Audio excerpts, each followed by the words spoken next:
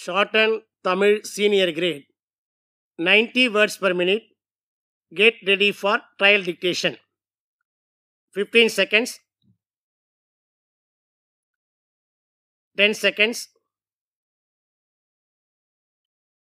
5 seconds. Comments. அன்பார்ந்த பெரியோர்களே, சகோதர சகோதரிகளே, கல்வி மற்றும் சுகாதாரம் குறித்த இந்த கொள்கை விளக்க குறிப்பின் மீது எனக்கு இங்கே பேச வாய்ப்பளித்தமைக்காக பேரவைத் தலைவர் அவர்களுக்கு எனது நெஞ்சார்ந்த நன்றியை முதலில் தெரிவிக்க ஆசைப்படுகிறேன்.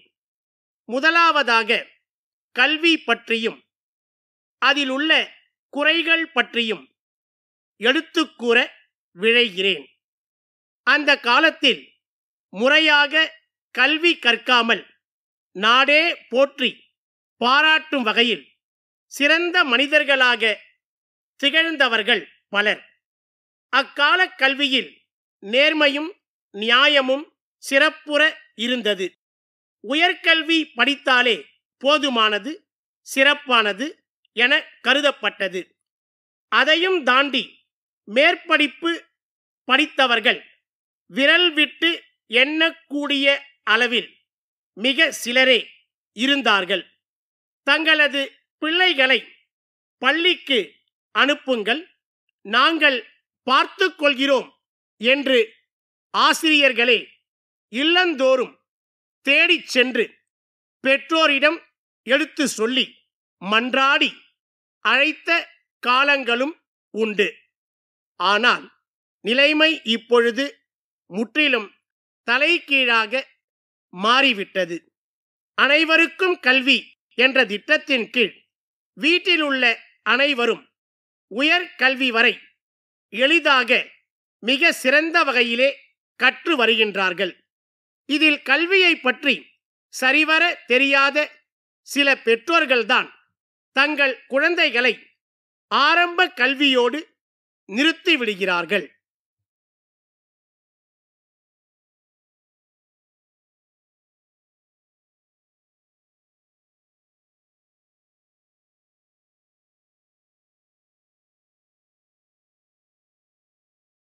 Shorten Tamil senior grade. 90 words per minute. Code number of question paper 185. 185. Students please note.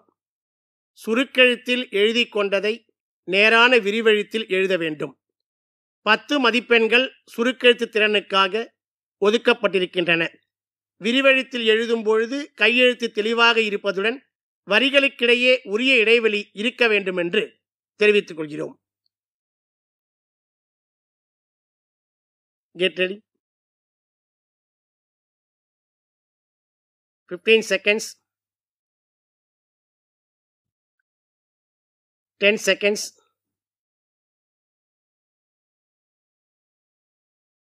5 seconds. Comments.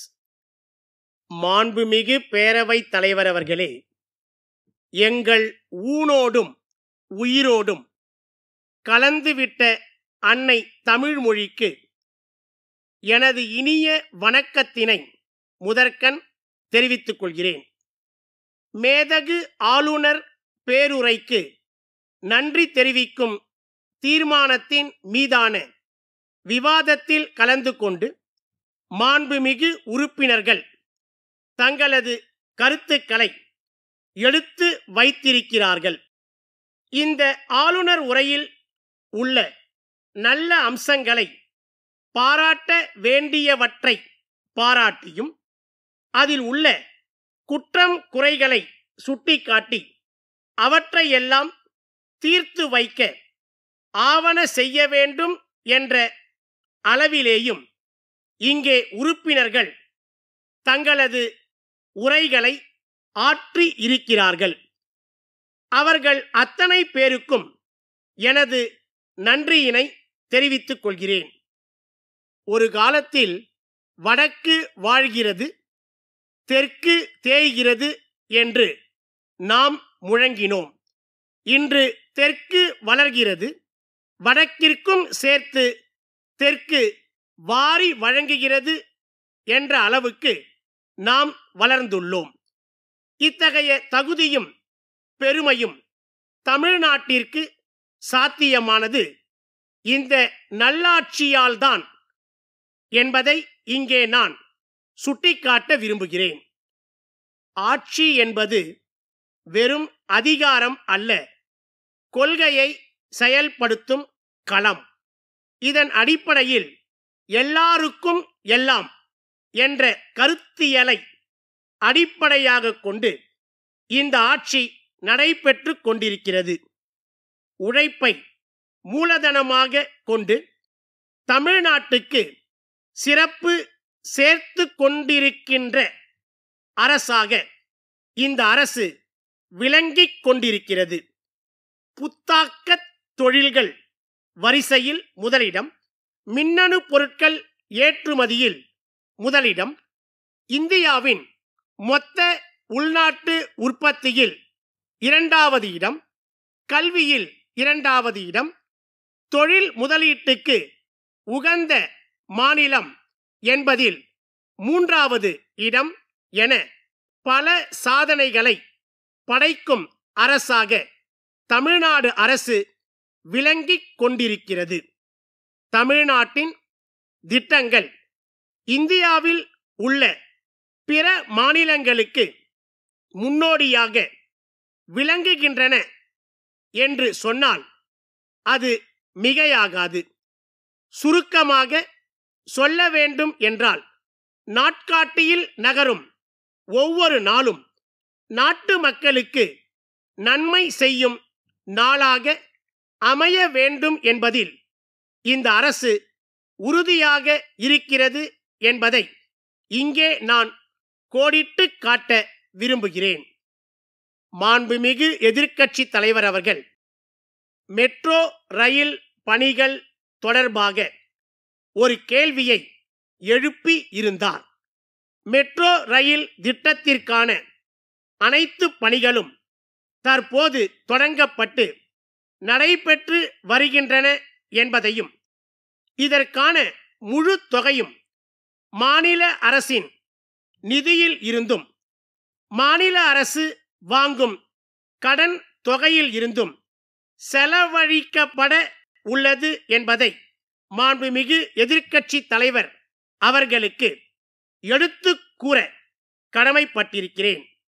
Adi Dravidar, பிற்படுத்தப்பட்டோர், மிகவும் பிற்படுத்தப்பட்டோர் மற்றும் சீர்மரபினர் சமூகத்தை சேர்ந்த மக்கள் மதம் மாறினால் அவர்களுக்கு இடஒதுக்கீடு வழங்கப்படுவதில்லை என்ற ஒரு கருத்தினை மாண்புமிகு உறுப்பினர் அவர்கள் இங்கே சுட்டிக்காட்டினார்.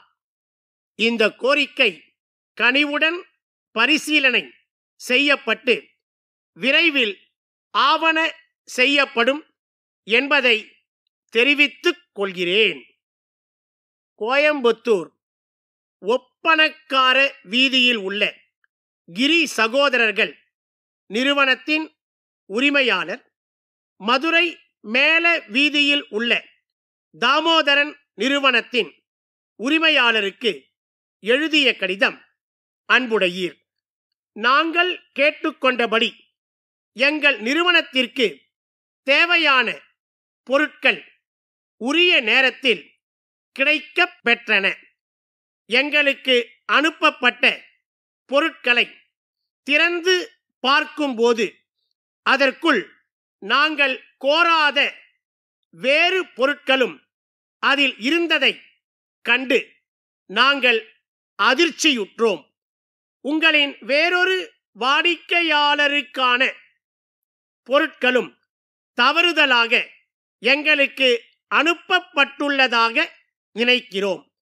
அந்த வாடிக்கையாளரின் முகவரியை எங்களுக்கு அனுப்பினால் அவற்றை அந்த வாடிக்கையாளருக்கு அனுப்ப நாங்கள் தயாராக இருக்கிறோம். இல்லையெனில் தாங்கள் விருப்பப்பட்டால் அவற்றை தங்களுக்கே அனுப்பி விடுகிறோம். இது குறித்து உங்களுடைய பதிலை எதிர்பார்க்கிறோம். இத்துடன் தாங்கள் எங்களுக்கு அனுப்பியுள்ள பொருட்களின் விலைக்கான காசோலையை இணைத்துள்ளோம். தற்போது எங்களுக்கு எரிவாயு அடுப்புகள் மற்றும் காஃபி வடிகட்டிகள் மிக அவசரமாக தேவைப்படுகின்றன. அவற்றை உடனடியாக எங்களுக்கு அனுப்பி தருமாறு தங்களை அன்புடன் கேட்டுக்கொள்கிறேன். தங்கள் நம்பிக்கையுள்ள